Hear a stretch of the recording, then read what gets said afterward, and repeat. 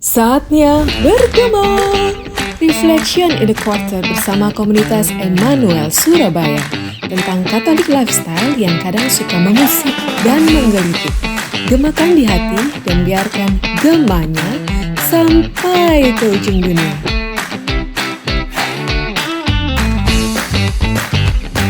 Saatnya bergema. Hai guys, welcome back to Gema Reflection in a Quarter dengan saya Yohana. Saya Adi, dan guys ada pendatang baru. Hai, saya Fran, anggota komunitas Emmanuel. Bintang tamu ya mas? Bukan, nanti ada yang lebih spesial bintang tamunya. Oke, so brothers, kita hari ini mau ngomong tentang apa ini? Kalau dari judulnya itu bau-bau cinta, tentang hati. Padahal ini sudah bulan Juni, Februarinya udah lewat. Gimana nih? Kalau ngomongin soal cinta kan nggak harus tunggu bulan Februari aja kan. Setiap hari juga boleh kok. Mencintai siapa, Fran? Mencintai Yesus. Dan? Tuhan kita dan orang-orang yang ada di sekitar kita semua. Oh, kirain ada yang spesial. Mau dikepoin nih kalau dikepoin. Oh, Iya. jangan. Jadi hari ini kita mau ngobrol tentang sumber dari cinta kita, kita semua, yaitu hati kudus Yesus. Yes, betul. Kan kemarin kita habis ngerayain HKY itu, hari raya Hati Kudus Yesus, ya kan? Jadi, hari ini kita akan ngobrolin soal itu. Dan mari kita undang bintang tamu kita yang bakal bahas soal ini yang lebih spesial. Kita hari ini kedatangan satu saudari dari komunitas Emmanuel, yaitu Elizabeth Katarina Wijaya Kusuma. Halo Beth. Halo, Beth. Yong. Ya, Halo Kak Beth. Ya, kita manggilnya Kak ya? Ya, panggilan sayangnya itu Elizabeth atau Beth. Ya, dia adalah selibat awam dalam komunitas Emmanuel. Jadi sebagai seorang selibat, dia memberikan hidupnya, cintanya hanya kepada Yesus dan semuanya untuk kerajaan surga. Betul gitu ya, Beth ya? Betul sekali. Iya. Terus sehari-harinya sebagai seorang selibat itu ngapain aja, Beth? Kegiatan sehari-harinya itu seperti apa kalau sebagai selibat? Ya tentu saja berdoa ya.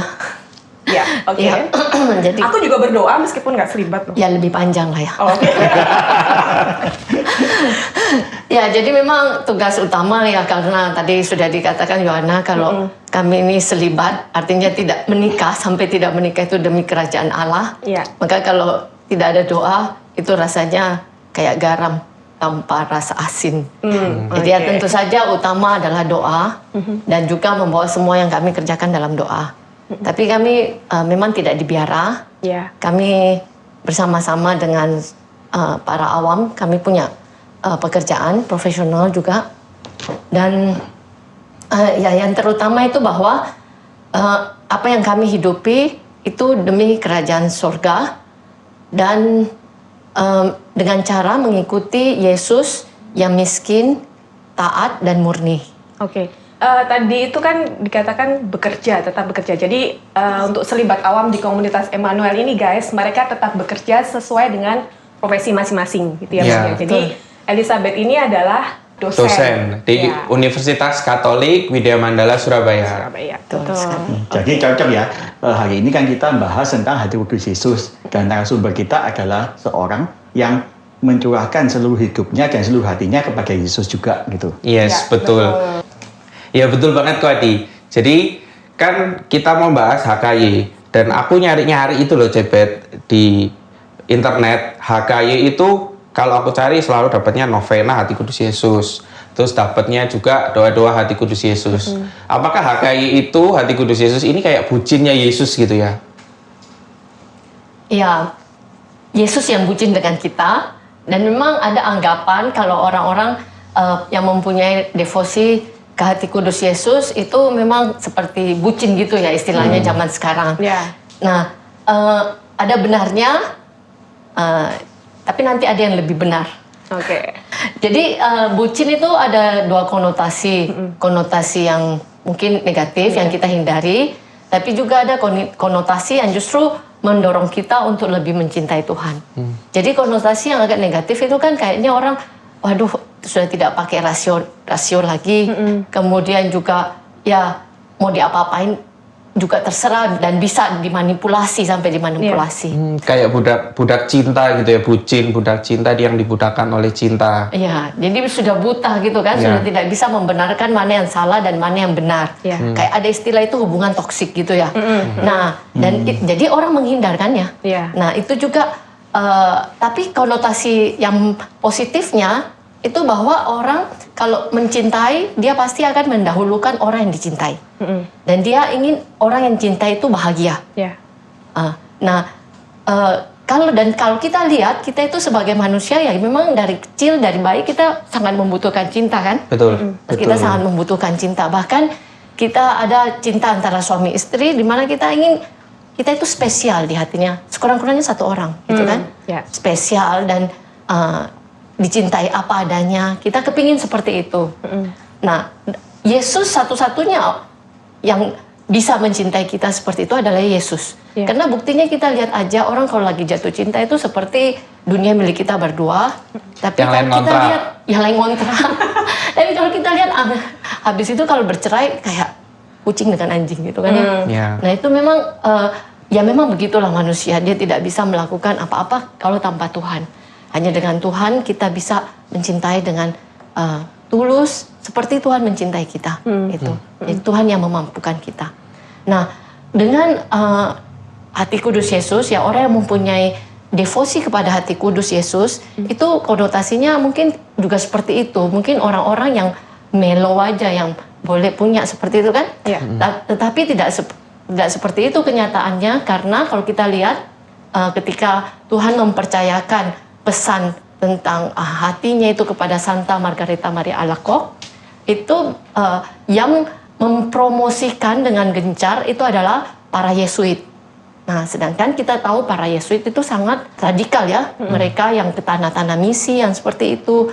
Nah, kita lihat bagaimana juga sebagai pejuang, mereka tidak berjuang hanya karena perintah, tapi justru karena mereka mencintai demi cintanya kepada orang-orang. Demi istrinya, demi anak-anaknya, mereka mau berjuang. Digerakkan oleh cinta. Nah, ini konotasi yang indah kan kalau kita bilang kita bucin dengan Tuhan, kita mencintai Tuhan. Karena Tuhan lebih dulu bucin dengan kita. Dia sampai mau wafat disalib untuk kita, untuk kalau membuktikan. itu bucinnya jadi berubah ya, bukan budak cinta tapi bukti cinta. Gitu ya, memberikan diri sampai mau disalib gitu ya. Betul sekali. Bukti cinta yang kudus. Iya. Oke, tadi dari bukti cinta. Terus, tapi kayaknya itu ada sesuatu dari hati kudus Yesus ini sampai Gereja Katolik ini sekarang menetapkannya sebagai hari raya. Dan itu prosesnya kan awalnya sepertinya kan nggak gampang juga gitu kan. Nah itu seperti apa Pep? Tentang proses sampai hati kudus Yesus ini menjadi satu hari raya. Apa ada ensiklik dari Bapak Paus yang menyatakan itu atau bagaimana?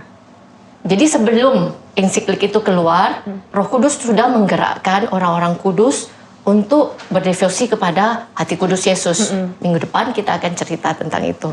Nah, Hari Raya Hati Kudus Yesus itu diresmikan dengan ensiklik Haurietis Aquas oleh Bapak Suci Pak Pius ke-12. Nah, di situ ditetapkan sebagai Hari Raya Hati Kudus Yesus 19 hari setelah Pentakosta. Nah, tapi sebelumnya itu di Prancis sudah dirayakan. Nah, waktu itu ratunya minta ke para uskup untuk meminta supaya Hari Raya Hati Kudus Yesus ini menjadi hari yang dirayakan oleh seluruh umat di seluruh dunia. Jadi hari raya resmi, minta ke Bapak Suci. Dan Bapak Suci menetapkan hari itu, ya, hari raya. Kenapa? Apa sih isinya Haurietis Aquas, ya kan? Nah, di dalam Haurietis Aquas, Bapak Suci itu menarik kutipan dari kitab Yesaya pasal 12 ayat 3, yaitu kamu akan menimba air dengan kegirangan dari mata air keselamatan. Nah, ini adalah undangan yang sangat bagaimana ya? Kamu akan menerima air yang seperti apa, ya kan? Air keselamatan, gitu kan? Nah, kalau kita lihat pasal yang sebelumnya, pasal 11 itu tentang janji Mesias yang mempunyai 7 karunia roh, roh kebijaksanaan dan roh pengetahuan, roh nasihat dan roh keperkasaan, roh kesalehan dan roh pengenalan akan Allah, dan roh takut akan Allah. Jadi sudah dijanjikan. Setelah itu baru di ayat ke-12-nya ada undangan datang untuk menimba air dari mata air keselamatan. Ya. Kalau kita membaca ini, kita akan teringat lagi dari Yohanes 7 ayat 37 sampai dengan 39. Ya, bahwa waktu itu Yesus di depan, ya, setelah dikatakan di situ hari raya Pondok Daun atau Sukot, ya, yang dirayakan secara, salah satu hari raya yang dirayakan secara meriah oleh bangsa Yahudi. Jadi selama 7 hari mereka tinggal di luar, jadi di tenda untuk mengenang waktu mereka berada di padang gurun, dan di situ ada kediaman Allah di dalam kemah mereka. Karena itu biasa disebut juga hari raya tabernakel. Nah, Yesus pada puncak hari ke-7 itu, pada puncak perayaan, Yesus di depan bait Allah mengatakan di Yohanes 7 37 sampai 39, ya, kamu yang datanglah padaku, kamu yang haus, dan minumlah. Kemudian dia bilang, barang siapa percaya kepadaku, dari dalam hatinya akan mengalir aliran air hidup. Yang dimaksudkan adalah roh yang akan diberikan kepada mereka yang percaya, tetapi roh itu belum datang karena Yesus belum dimuliakan. Nah, Yesus sendiri yang menjadi bait Allah, bukan lagi bait Allah yang buatan manusia, tapi Yesus sendiri yang menjadi bait Allah, dan air itu akan mengalir dari dia. Alir dari mana? Ya, kita lihat waktu Jumat Agung itu serdadu menikam lambung Yesus, ya, sebelah kanan yang tembus ke jantungnya, dan jantungnya terbuka. Nah, terbuka. Nah, Bapak Suci juga menekankan juga bahwa di Katekismus Gereja Katolik 122 ditulis bahwa kitab suci itu sebelum sengsara Yesus tertutup gelap. Tetapi setelah sengsara Yesus, jadi setelah hatinya ditikam, itu kitab suci itu terbuka, dan mulai saat itu orang memahami, mempertimbangkan, membedakan, itu menafsirkan berdasarkan hatinya Yesus itu.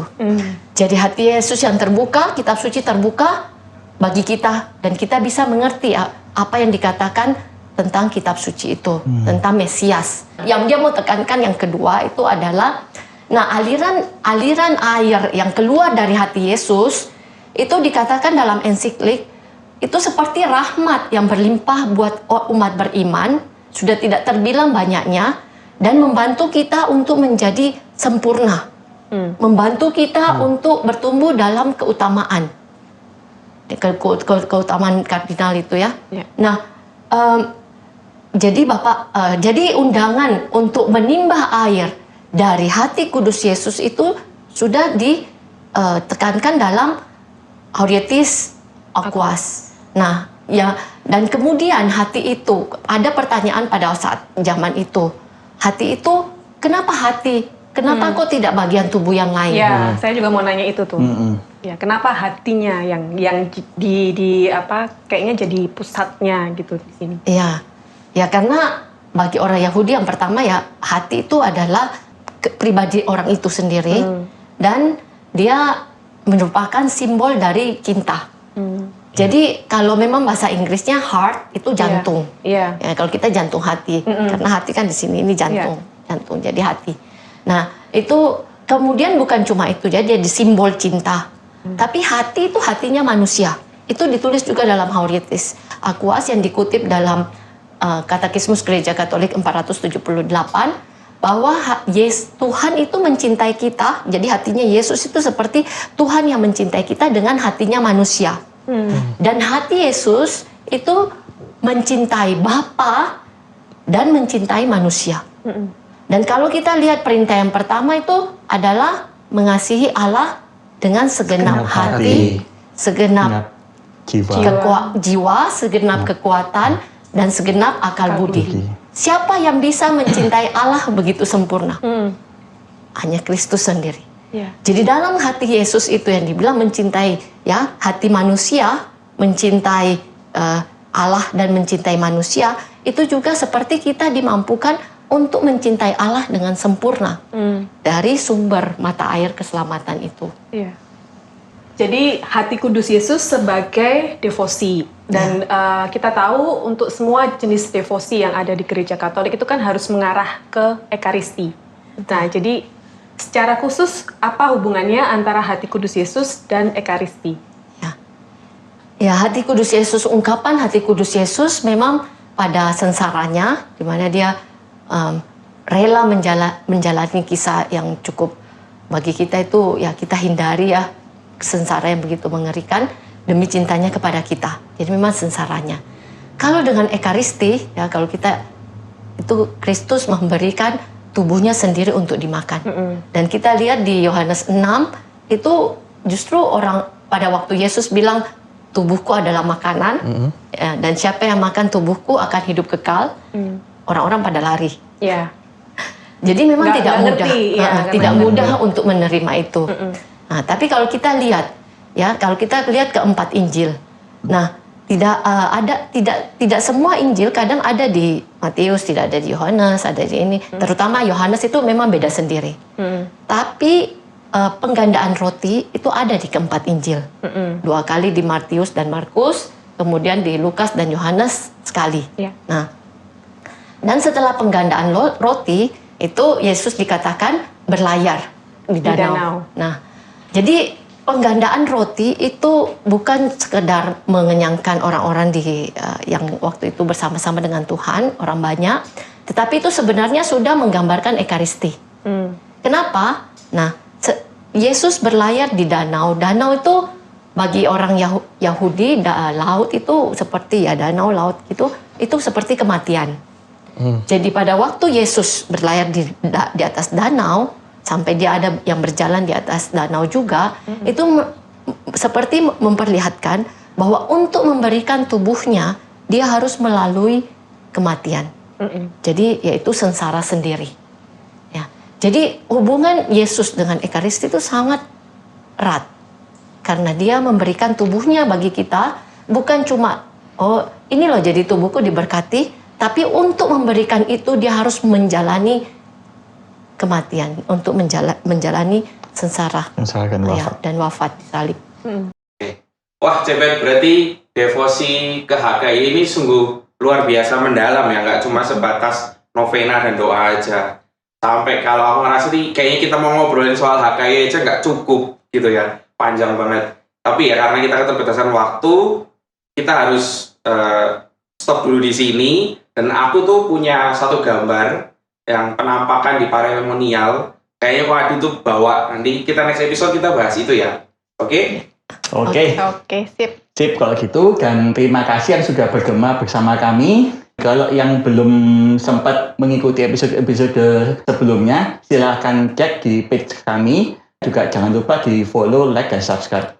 Pasang juga loncengnya supaya dapat informasi yang terupdate soal komunitas Emmanuel. Ya, boleh komen dan share juga ke teman-teman kalian supaya Gemanya sampai ke ujung dunia. Bye. Bye-bye.